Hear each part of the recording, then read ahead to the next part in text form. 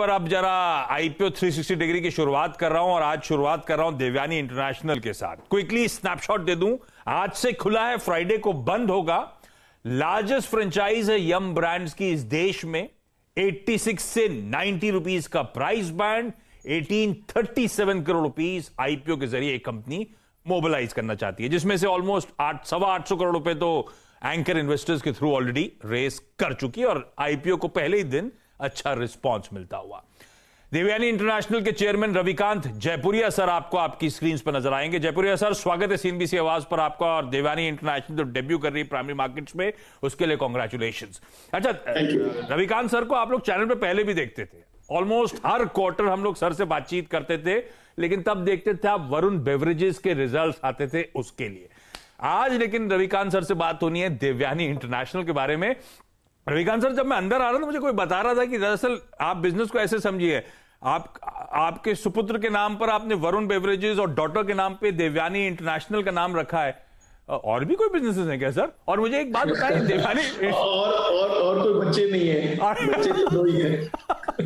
ये देवयानी इंटरनेशनल की शुरुआत कैसे हुई? क्योंकि आरएचपी मेंशन करता है यूनिवर्सल आइसक्रीम्स के नाम से ये कंपनी इनकॉर्पोरेट हुई थी। इवेंचुअली ये जर्नी में देवयानी इंटरनेशनल कैसे, यम ब्रांड के साथ टाई अप कैसे हुआ, कैसे ये सब?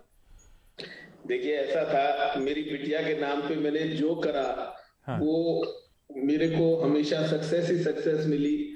तो जब हमने ये रेस्टोरेंट चालू किए तो शुरू में यूनिवर्सल आइसक्रीम नाम था। तो बिटिया ने कहा कि पापा मेरे नाम पे कुछ नहीं है, भैया के नाम पे आपने कर लिया है। तो उसलिए उसके नाम पे चालू करा और उसके बाद we never had to look back. अच्छा, नहीं ठीक बात है, डॉक्टर के नाम से जो करा वो अच्छा, वरुण के नाम से भी जो करा तो वरुण बेवरेजेस भी गजब कर गया, ऐसा नहीं स्टॉक मार्केट अच्छा रहा। तो भगवान ने दोनों बच्चों के लिए जो भी उनके नाम से किया वो बहुत अच्छा रहा है।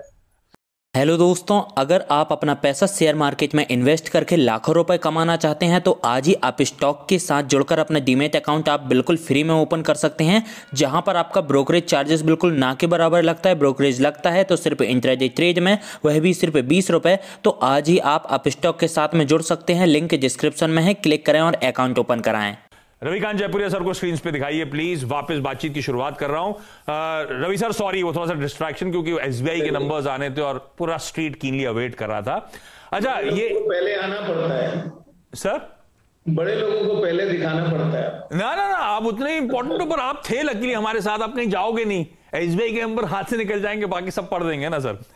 अच्छा रवि सर, फिर ये यम ब्रांड्स के साथ एक्सक्लूसिव टाई अप, ये मैंने पढ़ा कि नॉन एक्सक्लूसिव टाई अप है जो आपके केएफसी, कोस्टा और पिज्जा हट का है, तो कुछ रीजन स्पेसिफिक टाई अप है या क्या है ये टाई अप? नहीं, यम रेस्टोरेंट्स वाले करते ही ऐसा टाई अप है वर्ल्ड वाइड। ऑल्दो हर एक टेरिटरी एक एक को असाइंड होती है, उसमें कोई नहीं आता, हाँ, लेकिन उनके एग्रीमेंट्स हमेशा नॉन एक्सक्लूसिव ही होते हैं। तो वो सारे वर्ल्ड के लिए वही है जो हमारे लिए है, कोई हमारे लिए स्पेशल नहीं करा गया है। और कोस्टा कॉफी का हमारा पूरा इंडिया का एग्रीमेंट है, इट इज नॉट फॉर, जैसे यम के अंदर हमारे पास 2 फ्रेंचाइजी हैं, इसमें कोस्टा में हम अकेले फ्रेंचाइजी। हाँ। अच्छा, 6.3% रॉयल्टी पे करनी पड़ती है हमको। मैं बाकी लिस्टेड पीयर्स से कंपेयर कर रहा था तो स्ट्रीट में कंसर्न था कि वो रॉयल्टी पेमेंट थोड़ा ज्यादा होता है, कोई स्पेसिफिक वजह उसके पीछे? और ये रिन्यूएबल के लिए कब आता है? कोई अपसाइड कैप हमने रखा हुआ है? कई सारी कंपनी कहती है 5% की बियॉन्ड रॉयल्टी नहीं जाएगी, हमारे केस में कोई अपसाइड कैप है क्या? नहीं, ऐसा कुछ नहीं है, हम 25 साल से यही रॉयल्टी दे रहे हैं और यम की यही पॉलिसी है कि वो यही रॉयल्टी लेते हैं और मुझे इसमें कोई चेंज होता हुआ नजर नहीं आ रहा, ना ऊपर होते हुए ना नीचे होते हुए। हाँ, और इस टाइप के बीच में कुछ रोल आउट ऑब्लिगेशंस होती हैं क्या? हर क्वार्टर, हर साल इतने आउटलेट्स रोल आउट करने ही है इस तरह की? क्योंकि आपका क्वार्टरली रन रेट 24 से 25 पर क्वार्टर के आसपास होता है, if I am not mistaken. नहीं, ऐसा है कि एक डीए साइन होता है इनका, जो हमारा नेक्स्ट 5 साल के लिए साइन हो चुका है, और इसमें एक नंबर ऑफ आउटलेट्स एक मिनिमम होता है, पर लास्ट 25 साल से हमने कभी इस पे डिफॉल्ट नहीं किया है और जितने डीए में हम साइन करते हैं उससे कुछ ज्यादा ही आउटलेट्स खोलते हैं। और हम एवरेज अभी लास्ट 3 क्वार्टर में अगर आप देखें तो 45 से 50 आउटलेट्स बिटवीन केएफसी, पिज्जा हट खोल रहे हैं और हमें लगता है कि हम इसको कंटिन्यू कर पाएंगे। अच्छा रवि सर, हम शेयर होल्डर्स को क्या नफा नुकसान समझ में आता है? अब वो जब आरएचपी देखा तो पिछले 3 सालों से लॉसेस क्लॉग हो रहे थे, अपने रीजंस होंगे, तो कोई पैट पॉजिटिव होने का रोड मैप लेके आप लोग चल रहे हो क्या? कब तक आप एंटिसिपेट कर रहे हो नेट लेवल पे एक प्रॉफिटेबल एंटिटी होगी देवयानी? हमारे हिसाब से अगर इस साल पेंडेमिक का और इफेक्ट कोई नहीं आया, थर्ड वेव कोई बहुत स्ट्रांग नहीं आई, तो हम लोग इस साल ही पॉजिटिव हो जाने चाहिए। अरे वाह। और उसके अच्छा, कंपनी लेवल इबिटा तो 20% के आसपास का है। वो डिप्रिसिएशन, वो इंटरेस्ट, वो लीज लायबिलिटी 400 करोड़ रुपए के आसपास का रन रेट बनता है, और शायद वो आपको लॉसेस देता है इवेंचुअली। ये जो फ्रेश इशुएंस आ रहा है 400 करोड़ रुपए के आसपास का, 440 करोड़ रुपए, उससे कुछ डेट रिड्यूस करने की तैयारी हो रही है। कितना डेट ऑलरेडी है बुक्स पे, कितना रीपेमेंट होना है?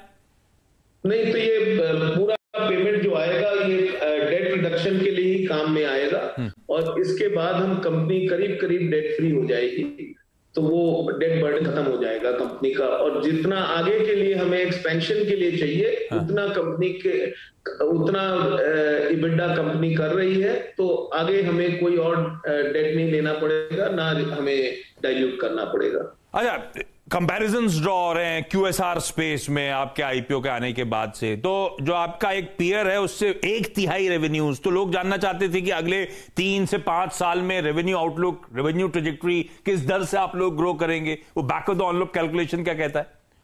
देखिए, ऐसा है कि रेवेन्यू अभी लास्ट 1.5 साल की, अगर लास्ट 2 साल की देखें तो करेक्ट फिगर नहीं देते हैं, बिकॉज पेंडेमिक का हर क्वार्टर में फर्क इफेक्ट आया है। बट गोइंग फॉरवर्ड अगर आप देखें तो रेवेन्यू हमारी काफी अच्छी आनी चाहिए।